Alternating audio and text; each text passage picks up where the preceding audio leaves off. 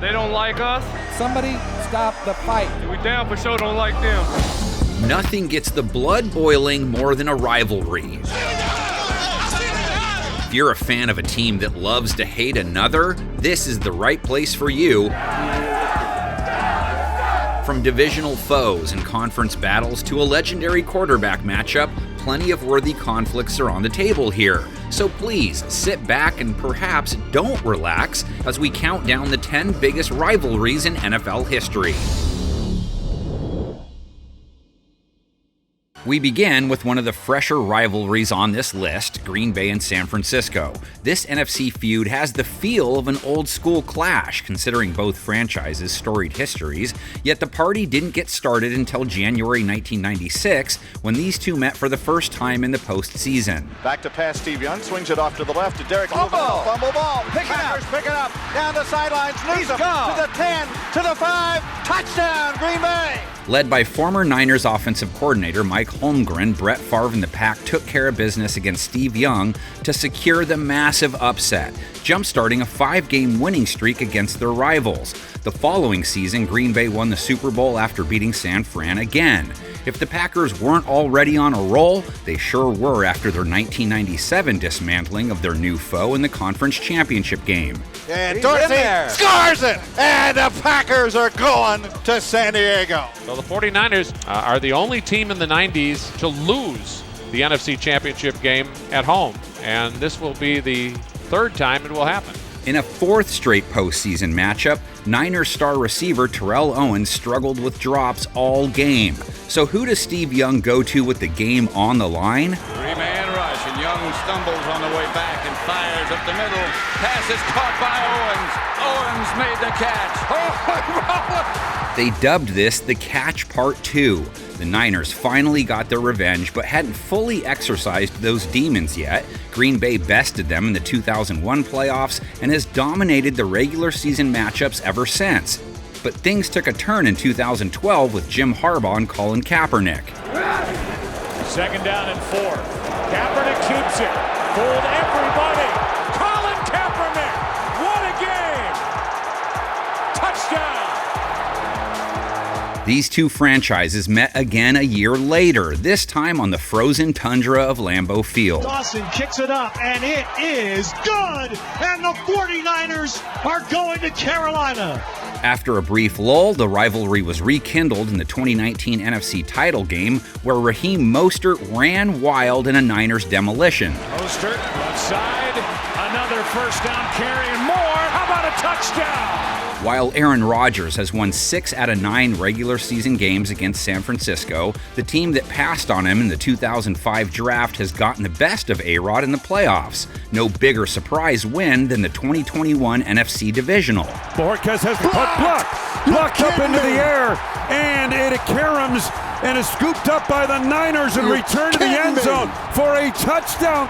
As Green Bay turned to the Jordan Love era in 2023, the Pack were knocked out of the playoffs for a 5th straight time against San Fran.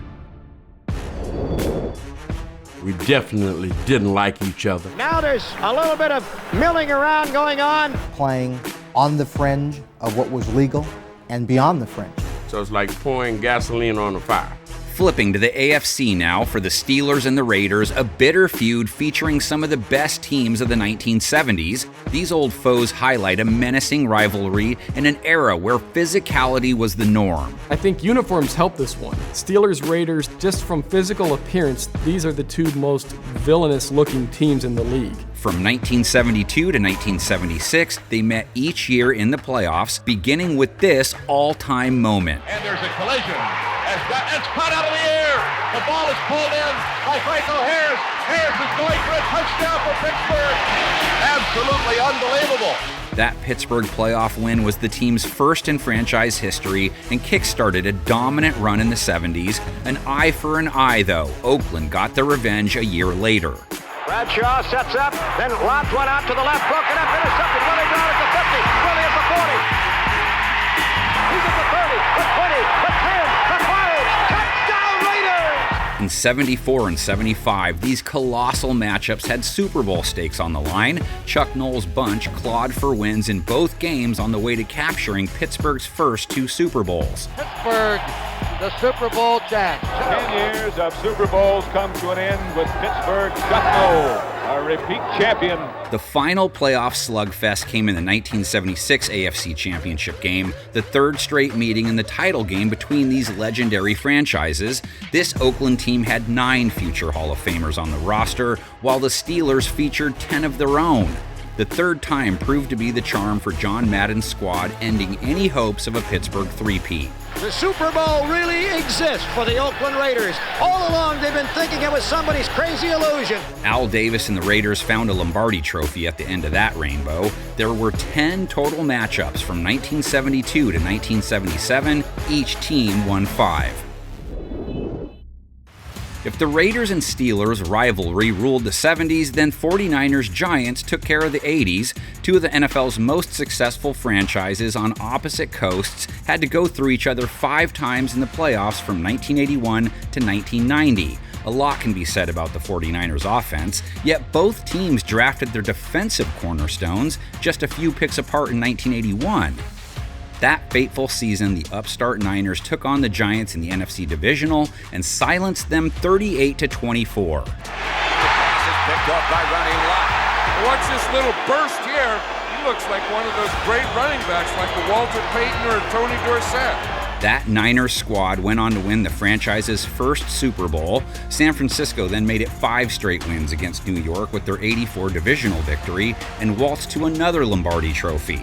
The next 3 matchups went the way of the Giants, starting with the wild card win in 1985. New York dethroned the defending champs, but the more satisfying victory came the following season in the massacre in the Meadowlands. Throws wildly, intercepted. There goes Taylor down to the 20. 10, touchdown. LT, way to go. After a 49-3 beatdown, it was New York's turn to hoist their first Lombardi. How about adding some regular season drama into the mix? 1988, Week 2 featured 2 touchdowns within the game's last 2 minutes. He's gone the 30, the 20, the 10, touchdown 49ers. Their 1990 regular season matchup was perhaps the most anticipated of them all, with both teams entering at 10-1. The Niners pulled out a narrow win, but come playoff time, New York was hungry for payback. The conference championship game became a field goal fest, ending fittingly. And the kick is good. There will be no three-peat. New York ended San Fran's three-peat bid and claimed the Super Bowl instead. The rivalry went into hibernation through the 90s, but was revived in the 2002 wild card. Jeff Garcia led one of the greatest comebacks ever, culminating in a 24-point blown lead by the G-Men. Bad snap. Allen couldn't get it down, and now he fires. Pass interference. They're going to get pass interference on that play. There's another flag down, though, on this side of the field, and that offsets. Game is over! Game is over! 49ers win!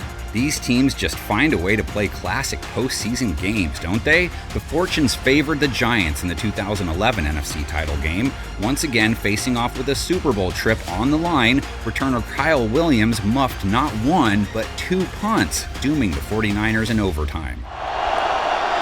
Low snap. The kick is good. We're due for another playoff thriller from these two.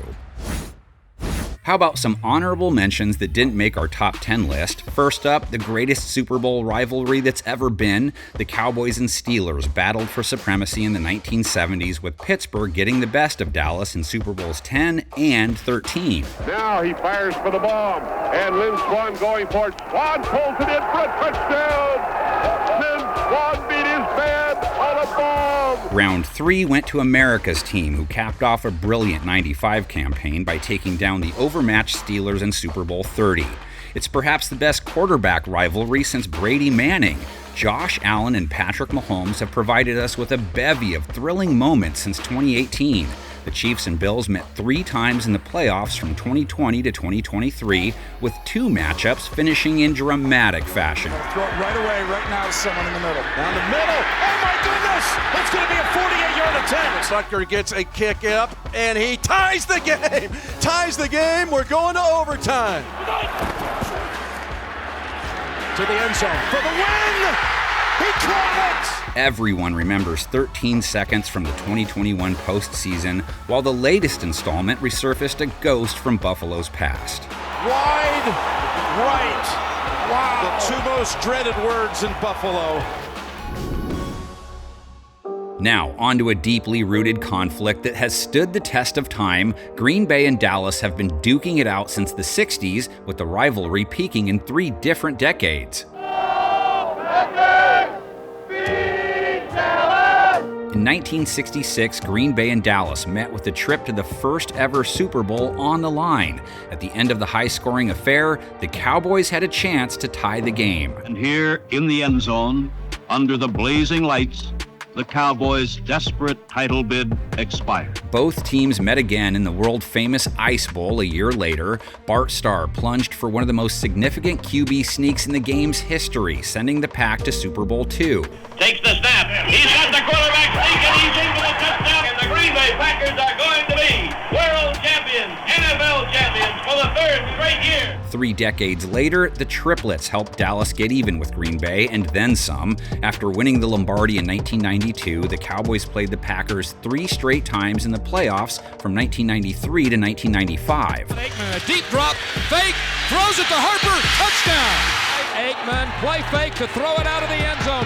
Deep ball to the middle. Here's Harper at the 45. He caught it. Left to the 40 of the Packers. Down the sideline to the 20. An inside move to the 10. He broke away. He scored. Watkins was the man in motion. This is Emmitt Smith. And Emmitt headed for the end zone. Touchdown.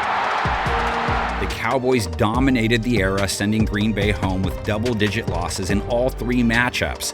Then came the 21st century, when the Packers reasserted their dominance in the highly controversial 2014 NFC divisional game. Pass caught by Des Bryant. It has been determined that the receiver did not maintain possession of the football during the process. Didn't think there could be any more playoff drama in this rivalry? We give you Rodgers to Cook in 2016. Comes underneath, and the pass is incomplete, out of bounds. Now they say complete. That is unbelievable. Unbelievable. It is good. The Packers are moving on. And that brings us to the unexpected 2023 wildcard result, with high hopes in Dallas. The division champion Cowboys laid an egg at home. Jordan Love looks downfield, throws off the back foot to the end zone. Touchdown! 2nd and 2 here, though. Here's Prescott over the middle. It's going to be picked off, and no one in front of him. Darnell Savage. Touchdown! And the Packers are piling it on the Cowboys. This old AFL spat is a rivalry that holds no prisoners. Just take it from Len Dawson. The games with the Raiders were not games. No, games are fun, These were wars. The founding fathers of the AFL might have had something to do with that. Chiefs owner Lamar Hunt negotiated a merger deal with the NFL without consulting Raiders owner Al Davis. He felt he was undercut because Hunt and Tex Schramm from the Cowboys cut a merger deal behind his back. The last guy they told about the merger was Davis. Davis felt strongly about surpassing the NFL instead of joining them, but the rift between these squads began before the merger. The 2 perennial AFL forces represented the league in 3 of the first 4 Super Bowls and had to duke it out in the playoffs in '68 and '69. Oakland took the first divisional matchup by force in a 41-6 shellacking of their division rivals. The last play of the first quarter was a post pattern to Biletnikoff, and before the Chiefs knew what hit them, they trailed 21-0. A year later, the Chiefs caused 4 Raiders interceptions and advanced to Super Bowl IV. Naturally, this rivalry turned bloody fast, with Week 7 of the 1970 season being the tipping point. We had a 3-point lead, a 3rd down play, and I called a bootleg. Here's the bootleg now by Dawson running to the right himself. Being a conscientious defensive end, I should touch him down, which is illegal now with my helmet in his back. Davidson and Taylor are going at it. There are at least 8 Chiefs. Here come all the Raiders. Holy Toledo, it's a free-for-all. Head coach Marty Schottenheimer entered the scene for the Chiefs in the 90s and didn't let a single Raider matchup go by without letting everybody know. Kansas City was 18-3 against the Silver and Black that decade. I always referred to it as Raider Week. It's all we ever had to talk about. Raider Week was different than any other week. That was also the decade beloved Raider Marcus Allen switched sides. The Chiefs acquired the Hall of Fame running back in '93, and he rushed for 2 touchdowns that season against his former team. Once again, Marcus Allen, and he's in for the touchdown. It's the tight end Cash in motion. Marcus, he's at the 1, touchdown. Can't imagine Al Davis was too happy about that. Since the turn of the century, Kansas City has dominated the competition, especially in the Mahomes era, causing some pent-up aggression from Raider Nation. Another big play for the Chiefs with some shoving after the play, with Kelsey right in the middle of it.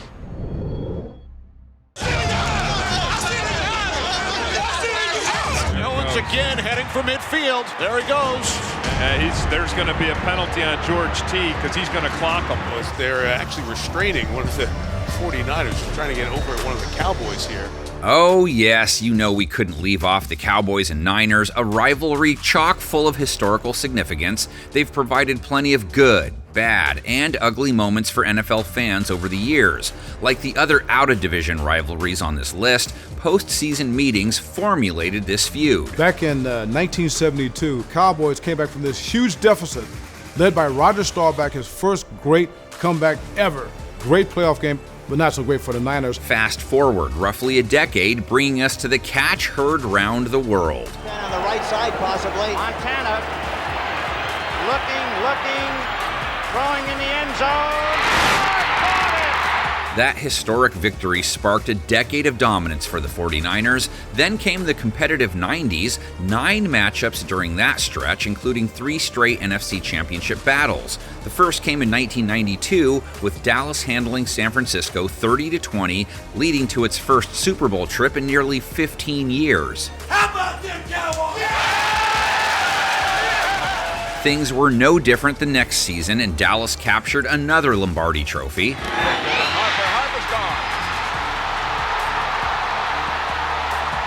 In 1994, the 49ers upgraded their roster by adding star corner Deion Sanders and ex-Cowboys linebacker Ken Norton Jr. in preparation for Part 3 against Dallas. The moves paid off as Steve Young and company finally got the best of their rival. Dives into the goal line, touchdown 49ers! There's your quarterback running a quarterback draw who bowled into the end zone on him. San Fran edged the Cowboys 5-4 in the 1990s. Turning the page now to the year 2000, one of the most infamous moments in the rivalry's history. I wasn't doing it to taunt anybody. I wasn't directing it at anybody. I think Emmitt Smith and the Cowboys took it a little differently. If you wanted to be a battle, it's going to be a battle. The misinterpretation certainly kept the hatred alive. From 2000 to 2020, both teams experienced highs and lows, but since then, the feud has returned with an appetite for more. The teams squared off in the playoffs in 2021 and 2022, with the Niners getting the best of Dallas, and both after a pair of bizarre finishes. Prescott takes off running the football. Whoa, I don't think this is going to work out. It will. They'll be able to clock this. They were planned for it. It's down. Oh, my gosh. Oh, the official gets in the way. The game's over. The game is over. What are they doing here? Ezekiel Elliott's going to snap the ball. Snapping the ball to Prescott. Slant over the middle to Turpin. He's tackled immediately, and this game is over. And so is the Cowboys' season. The Niners kept it rolling in 2023 thanks to George Kittle's 3 touchdowns. Touchdown, Kittle! Kittle all the way to the end zone. Bernie got a punt. End zone hat trick. Kittle's first 3-touchdown game of his NFL career. Our next category of honorable mentions caters to the league's geographic rivals. Falcons and Saints matter in the South, and this notable clash has produced a Hail Mary ending, a wild card matchup in 1991, and most notably, the rebirth of the Superdome in 2006. Look out, right through! A pick block by Steve Gleason. It is scooped and scored by Curtis DeLoach. Touchdown, New Orleans! Matt Ryan and Drew Brees provided some epic games from 2008 to 2020, and remember what happened at the end of 2023. Oh, and Arthur Smith's hot. That Dennis Allen scored a touchdown at the end. He is hot. He said, "What are you doing?" And he's going at Dennis Allen. They call this one the Battle for Ohio. Art Modell's dismissal of Paul Brown as Cleveland's head man manufactured this Buckeye State bout. Brown, in turn, created a second Ohio team in Cincinnati called the Bengals. Both teams even looked the same at first, and the state of the rivalry didn't get any friendlier with Sam Wyche at the helm for Cincy. Get him out of here. You don't live in Cleveland. You live in Cincinnati. In the 1980s, these two combined for 8 AFC Central titles. Boston, New York, enough said. The Jets and the Pats have been division rivals for over 60 years, dating back to the AFL, and while there have been entertaining on-field moments, this conflict gets most of its fuel from its intricacies. Due to the various uncertainties surrounding my position as it relates to the team's new ownership, I've decided to resign as the head coach of the New York Jets. Plenty of guys have traded sides. Bill Parcells, Bill Belichick, Pete Carroll, Eric Mangini, Curtis Martin, and Darrelle Revis, to name a few, not to mention scandals and controversy like Spygate and Mo Lewis's hit on Drew Bledsoe inciting the Tom Brady era. Boston and New York will never let any feud rest.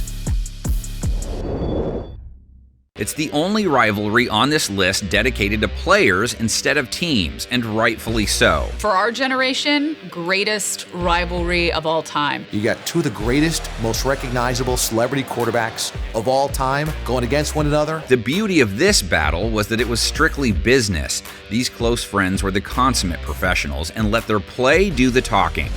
Hey, the guy. How you doing, man? How you feeling? Good luck, dude. Hanging in there. Hanging in there. Good, yeah. While their initial matchup was Brady's first ever start in 2001, this rivalry didn't really get started until 2003. A pair of 9-2 teams vying for the 1 seed in the AFC met in a Week 13 nail-biter. The handoff to Edger. He is stopped! Willie McGinnis made the stop! The larger-than-life quarterbacks met later in the playoffs with a trip to Super Bowl 38 on the line. New England's defense shined that day, forcing Manning not into 1, Throws towards the end zone, intercepted. not 2, Throws, and it is intercepted. not 3, but 4 interceptions. 4 interceptions of Peyton Manning today. The next time they played was in the season opener the following year. 48-yard attempt. Vanderjagt had a perfect season, and Vanderjagt cannot make it. So much for calling himself Mike Money Vanderjagt, but this rivalry isn't about kickers. After all, it's not like a critical figure in the Patriots' initial dynasty became a Colt later in his career or anything. Nevertheless, after another Patriots playoff win and Super Bowl in 2004, Manning and the Colts finally got revenge in the 2006 AFC Championship game by erasing an 18-point deficit. Intercepted! Colts are going to the Super Bowl. The two legends met a year later in one of the most hyped regular season games ever. Week 9 of the 2007 campaign marked the latest point in the season that two unbeaten teams have matched up. Brady kept the undefeated season alive in that one, but the more dramatic contest came in Week 10 of 2009. Might be ready on 4th down here now. I don't want to give these guys the ball back. And the Patriots are going to go for it on 4th down. I can't believe this. Brady takes the snap, looks, fires right. It is caught at the 30-yard line. It is short of the first down. The Colts take over. Manning to throw, and it is caught for a touchdown. I can't believe what I've seen happen here tonight. After a decade in Indianapolis, this battle shifted to a Patriots-Broncos rivalry when Manning signed with Denver in 2012. Brady and the Pats won the first matchup that season and then had to mount a massive 24-point comeback in 2013. Looking right, throwing for Edelman, back corner of the end zone, tumbling with a touchdown. Under a rush, throws across the middle, touchdown. He dives to the end zone, touchdown, and the lead. And the New England Patriots, with their most improbable win. But Manning and the Broncos got the last laugh that season, defeating New England in the AFC Championship game. The Sheriff went for over 400 yards in that victory. The final installment of the most glorious quarterback rivalry in NFL history ended with the Patriots desperately trying to keep the game alive. Throws down the right seam for Gronkowski. He makes the catch at the 15. Tumbling to the 10. With the game on the line, Brady in the pocket, end zone bound, and it is caught by Gronkowski. 2-point conversion for the Tide. Here's Brady, rolling out, rolling and throwing. It's tipped in the air, and it's intercepted. The Broncos are going to Super Bowl 50. Manning rode off into the sunset after claiming his second Lombardi trophy. Brady, however, won the career series 11 games to 6.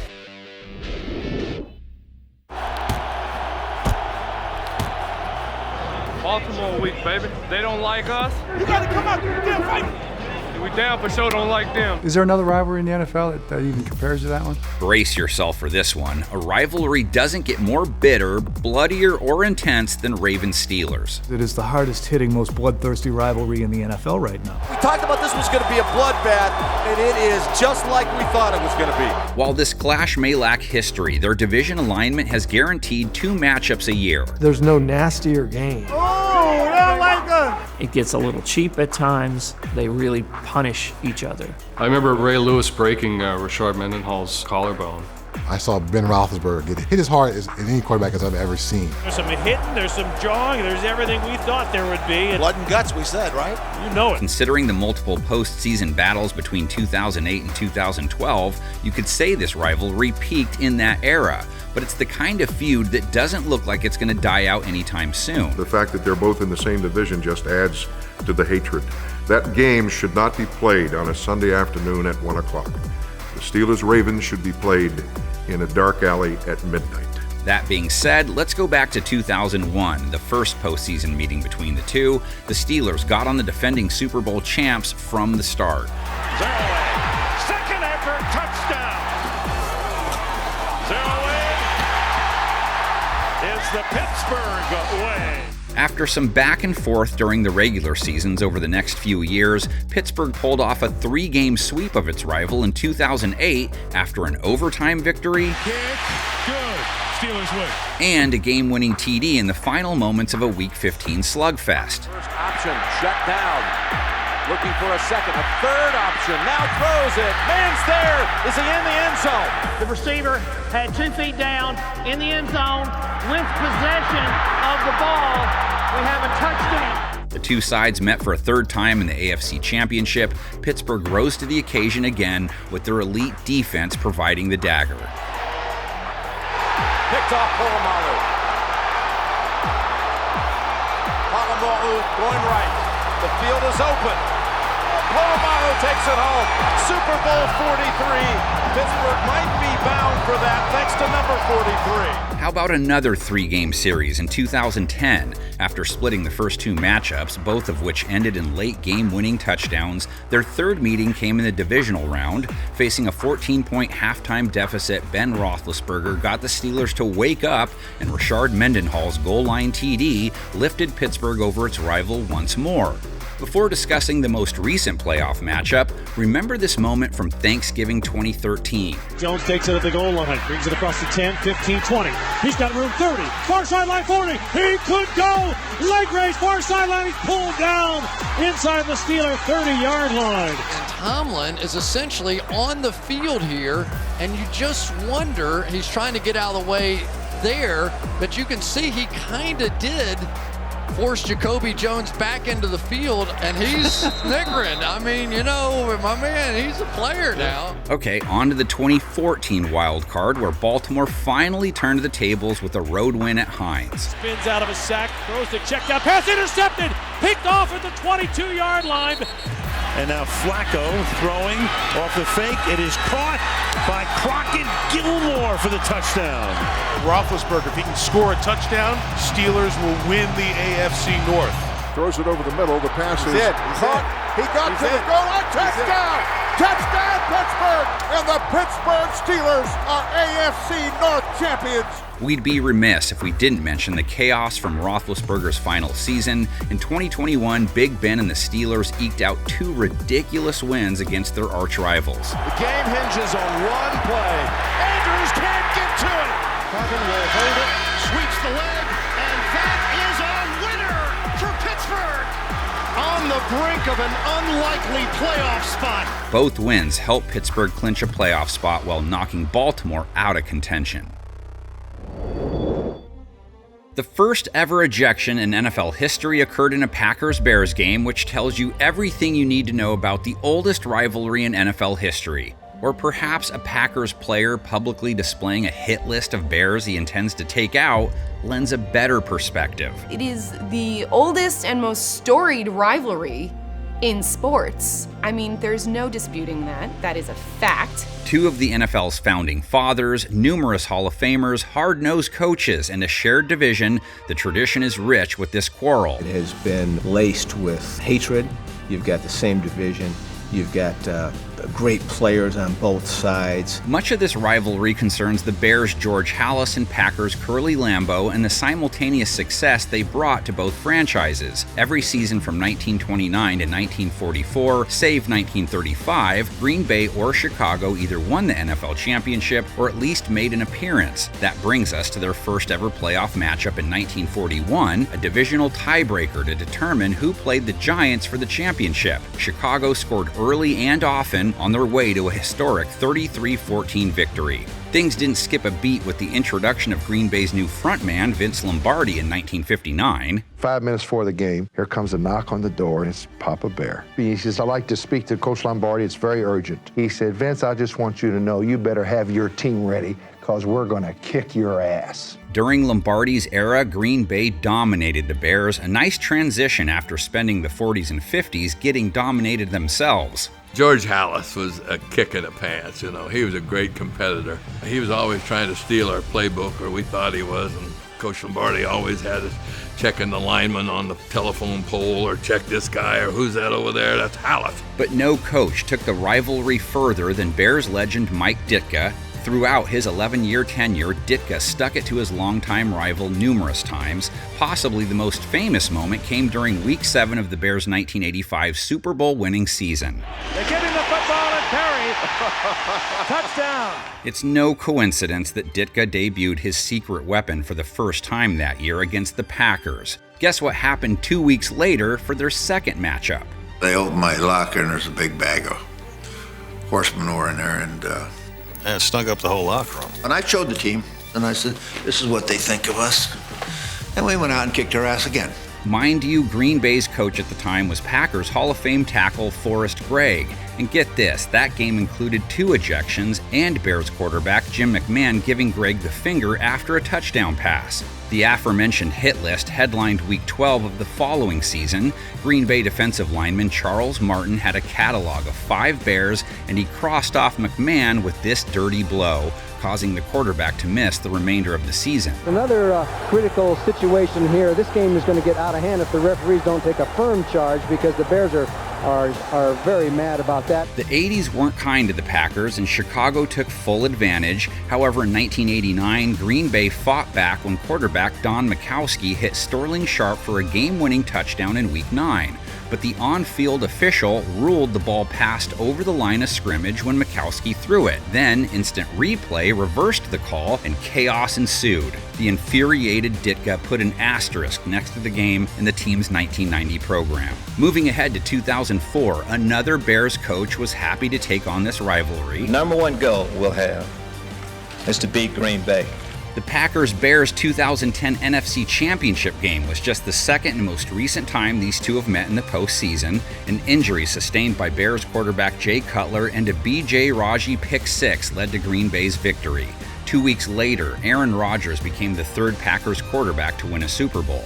The drama intensified in 2013 when Rodgers broke his collarbone at home against Chicago in early November, but returned for the final game of the regular season with the division title on the line.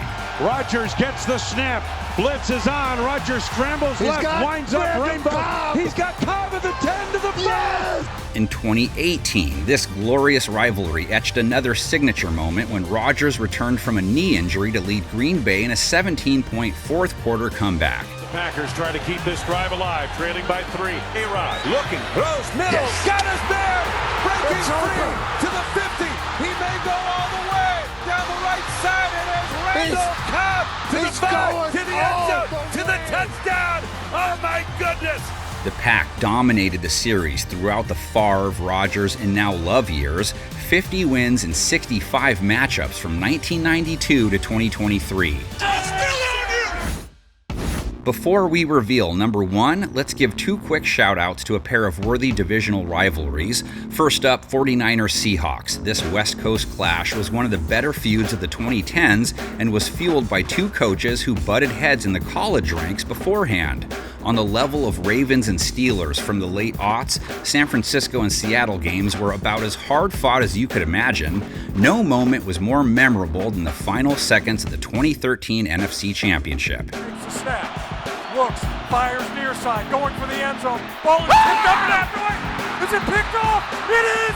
It's picked off in the end zone! I'm the best corner in the game. When you try me with a sorry receiver like Crabtree, that's the result you're going to get. Bengals-Steelers may be the most underappreciated rivalry on this list. Over the years, this clash has had some truly vicious moments. 2005, Week 13, Cincy wins a high-scoring affair, and Bengals wideout T.J. Houshmandzadeh shines his cleats with a terrible towel. Later that season, in the wild card round, a Pittsburgh low hit tears Carson Palmer's ACL. And remember when both teams went blow for blow in the 2010s? The middle of the field, incomplete. Personal foul, defense number 55, 15-yard penalty. Definitely took the shot to the head. Being guarded by Jackson. Ben looked a couple of times in that direction, dumped it off to Bell, who got a big block from Smith-Schuster. Flattened perfect, and here come flags. Well, we've reached that point on our list. That's right, we're taking the entire division at number 1. There's no love lost between these 4 teams, and all 6 interdivisional matchups have boiled over at one point. They don't call it the NFC Beast for nothing, right? Wow, Giants-Eagles. Giants-Eagles. Giants-Eagles, that's gotten its own show. Nobody want to see nobody else in the NFL play except the Eagles and the Giants. You were ready to just get into a fist fight. You hated them, and I wanted them to play him Wednesday in the parking lot. Absolute hatred for each other. That one might be the nastiest rivalry. Giants and Eagles. New York fans were sorry. First, there was Chuck Bednarik's hit on Frank Gifford. As soon as he caught the ball, I rammed him. I thought he was dead. And I said these exact words, "This effing game is over." Then came the magic in the form of 5 miraculous wins. I don't believe it. The Eagles pick it up, and Herman Edwards runs it in for a touchdown. The ball is spotted. The kick is blocked. It's blocked. And it's lateral back and running in for a touchdown. The Eagles win. The miracle of the Meadowlands 10 years later. Bounces at the 21 and picked up by Westbrook. Westbrook on the return. Here comes Westbrook. He's got a lead. Here comes Westbrook. He gets by. Brian Westbrook going all the way. Touchdown, Eagles. And it's a line drive kick. Jackson bobbles it and now has to try and recover. Deshaun Jackson gets a block. Are you kidding? Deshaun Jackson still not in, and now in for the touchdown, no flags. Is it good? It's good. Philadelphia wins it. It wasn't all bad for the G-Men. New York won their second postseason meeting in 2000 on its way to Super Bowl 35. Now to a rivalry in which the Eagles do not currently have the edge. Dallas holds nearly a 20-game advantage in the all-time standings against Philadelphia, including 3 of 4 in the playoffs. No wonder Eagles fans hate them so much. Welcome to the Eagle-mobile. We have a room in there that's a shrine to the Dallas Cowboys. It's a place where all Eagles fans can come and express their true feelings about Dallas. The 1980 NFC Championship game was the first postseason clash, and the Eagles came out on top. They may have gotten a little help from the supernatural in this one by purposely wearing white jerseys at home, so Dallas had to don their cursed blue uniforms. And the Cowboys in that blue attire that there has been so much controversy about. Fumbles, and the Eagles have the football. Eagles head coach Buddy Ryan poured gas on the fire for 5 years. Then Jimmy Johnson arrived in Dallas. Ryan had a tendency to instigate the Hall of Fame coach during their overlap. There were the Bounty Bowls of 1989. See what he's going to do. That's what they've done. That punch right there on Gogan. That had to be it. I mean, having bounty on opposing players is not the way it's supposed to be done. Johnson, the coach, is making all kinds of excuses for not preparing his team well to play it. Well, I would have said something to Buddy, but he wouldn't stand on the field long enough. He put his big fat rear end into the dressing room. I resent that. I've been on a diet. I lost a couple of pounds, and I thought I was looking good. Philly then won the sequel to this affair with a fury of snowballs. You got batteries, snowballs, all type of stuff coming from up the deck. We all remember snowballs and Jimmy Johnson. Jerome Brown, the defensive tackle of the Eagles, pleading, let's cut it out with the snowballs. Ice balls, not snowballs. This is really fun. Dallas did the damage in the 90s, winning 9 out of 10 during one stretch, including 2 playoff games, on their way to a trifecta of Lombardi trophies. Since the turn of the century, this rivalry has seen Terrell Owens switch sides.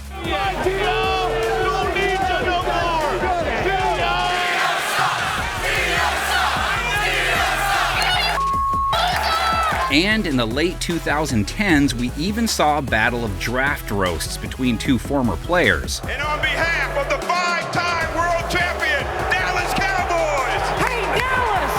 The last time you were in the Super Bowl, these draft picks weren't born! Let's revisit the Mid-Atlantic region for our next NFC East quarrel between the Commanders and the Eagles. This is a battle that dates back to the 1930s and features plenty who fought on both sides. Sonny Jurgensen, Donovan McNabb, Deshaun Jackson, and Art Monk, to name a few. The peak of this rivalry came between 1988 and 1992, when each team made the playoffs in at least 3 of those 5 seasons. 89 Week 2 brought loads of drama. Cunningham off his back foot. Leaping grab. Touchdown! He takes the handoff, comes along the line of scrimmage. The football is loose and the Eagles are on it. It's recovered, and coming up with the football is Al Harris. Harris. He's got it! He's and got Andres it! Hopkins It's is coming still on down it! the sideline. Hopkins with the football. He's going to go down the sideline. He cuts back at the 15, at the 10. He's out of bounds at the play. Cunningham, play action, is rolling, still rolling, firing. Touchdown, Keith Jackson! And that could pull the curtains on the Redskins. 1 year later, Coach Ryan declared his team would brutalize Washington so severely during their Week 10 matchup that players would leave in body bags. True to his word, Philly laid a beatdown, knocking out 10 of Washington's players from the game. It was like a war zone that night. I couldn't believe what I was seeing. Stanley got hurt, Briggs went out, Lusky went out, Humphreys is gone. It's a mess right now. But a true massacre didn't happen until 2010, the Monday Night Massacre, that is. And he is looking deep, and it is caught by Deshaun Jackson. He's at the 30, at the 20, at the 10. Touchdown! Vic accounted for 6 touchdowns as Philly destroyed Washington and its former quarterback 59-28. The rivalry has been all Eagles as of late, but the Commanders did spoil Philly's perfect season in 2022. Did you know Tom Landry was a Giants player and coach before he was hired by the Cowboys? He made sure this rivalry was a one-way street in its first 2 decades. Then came 1981, which brought about a historic Giants game-winning field goal. Number 18 gets the Giants playoffs after 18 years. In 1986, both teams were vying for the division crown before Carl Banks broke Danny White's wrist in Week 9. That injury effectively ended Dallas' season, while New York went on to win its first Super Bowl. Arguably, the most notable game of the series came in the season finale of the '93 campaign, with both teams playing for a division title and the NFC's number 1 seed. Emmitt Smith proceeded to take the game over with a separated shoulder. Emmitt Smith gets too much money and he's overpaid. Got to get under those shoulder pads today and see who gets paid too much money. This is what great players get paid a lot of money for. Somebody else is going to have to pick it up. 41 yards, the kick's on the way. Cowboys win! They'll never forget the day Emmitt Smith ran 32 times for 170 yards and did most of it with one arm. Emotions carried over into 1994 when a massive skirmish broke out at Texas Stadium. And the Cowboys want a flag, and Irvin is screaming at the side judge as all of a sudden this breaks out. Look out, look at this. And he's going to take a camera from that photographer on a tripod, and he brandishes it as a weapon, but never does use it. Legendary former Giants head coach Bill Parcells took the Dallas job in 2003, but only stayed on for 4 years. In 2007, Tom Coughlin's bunch upset the boys in this matchup's first ever playoff meeting. Back to throw, has time to the end zone, intercepted by the Giants! And the Giants bench goes wild. Fast forward 2 seasons to the opening of the new AT&T Stadium when New York spoiled the party again with Eli Manning memorializing the win. Kick on its way, end over end, it's got the distance, it is good! Lawrence Tynes has won it! New York Giants can celebrate on the home turf, the new home turf of the Dallas Cowboys. In their 2011 Super Bowl season, the G-Men handled Dallas in a de facto division championship game, knocking the Cowboys out of playoff contention. From one Giants enemy to another, Washington, New York signifies the oldest rivalry in the storied NFC East, and it's one New York has thoroughly dominated, leading the all-time series by more than 30 wins, including an emphatic victory in the '86 NFC title game. This matchup has included some moments that people will never forget. I don't believe Lawrence Taylor would have reacted that way unless Theismann is really hurt. It's had petty grievances too. Giants Hall of Famer Sam Huff spent the last 5 years of his career in Washington after leaving New York on bad terms. In 1966's highest scoring game ever, he convinced Washington coach George Allen to kick a field goal at the end of the game even though they were up by nearly 30 points. This feud has also produced its fair share of goal line stops. Hand off left for Batts, and he tripped up and stopped short. Giants stopped him on 4th and goal. Heineke, look, seeking. Thibodeau out of the play. Heineke throws. Incomplete. Broken up by Darnay Holmes. The latter of those 2 games had major playoff implications for both teams. Of course, they also exchanged fisticuffs. Watch these guys square off. It takes the look of a hockey game here for a second as they take the fighting pose to go after each other. You can pinpoint the 1930s as the height of this ancient conflict. They met in the season finale every year from 1937 to 1939 to decide the division and a spot in the NFL title game. It just seems to be the natural instinct of hogs that when they see a Dallas Cowboys jersey, they want to tear it apart. Washington-Dallas is a matchup that always means something, especially in the 70s and 80s. In the mid-80s, they went and played a charity flag football game and almost got in a fight because it got real competitive. Hey, you slap me in the face again, I'm going to slap you in the face. Line up. Arnold, don't do it anymore. In 1971, Allen led Washington to its first playoff appearance in 26 years, and his knack for success was matched by his hatred for Dallas. The bastards can't take it. The bastards can't take it. He'd tell us, I hate those sons of guns. Now we bring those damn Cowboys next. Allen even refused to call his player, Dallas Hickman, by his first name. In just his second season at the helm, Allen brought the Redskins to the Super Bowl after spanking Dallas in the NFC Championship game. In 1974, unknown backup Clint Longley engineered a heroic comeback on Thanksgiving. Without even a warm-up throw or a second of pro experience, Clint Longley was cast in a storybook role with only a cool head and a strong right arm to rely on. That brings us to the final game of the 1979 season with the division on the line. Before the contest, Dallas defensive end Harvey Martin received a funeral wreath, most likely from Washington. This alleged move backfired as Dallas erased a 17-point first-half deficit and won a barn burner. Cody Hill, touchdown, Cody Hill! Jump to 1982 and their second ever postseason meeting, this one for a trip to Super Bowl 17. We have to beat these guys. I don't want to sit here all offseason again hearing about Dallas. It's what most guys think the Super Bowl experience will be like. but the Super Bowl pales in comparison to this. Washington won again and then captured the franchise's first Lombardi. In 1985, Dallas picked off Joe Theismann 5 times on his birthday. 2 years later was the more embarrassing game, though, as the Cowboys lost to a group of Redskins replacement players. We jump to 2012 for the most recent meaningful matchup. Rookies Robert Griffin III and Alfred Morris powered Washington past Dallas in a winner-go-home game that clinched the division. Morris exploits a hole. There he goes. Morris to the end zone. Touchdown. Since then, the rivalry has tilted entirely in Dallas's favor, but with fresh ownership still sowing the seeds of success, perhaps Washington can make this old-school bout competitive again. And there you have it, our top 10 rivalries in NFL history. If not for the historical matchups and bitter clashes between teams, cities, and states, this league wouldn't have become what it is today.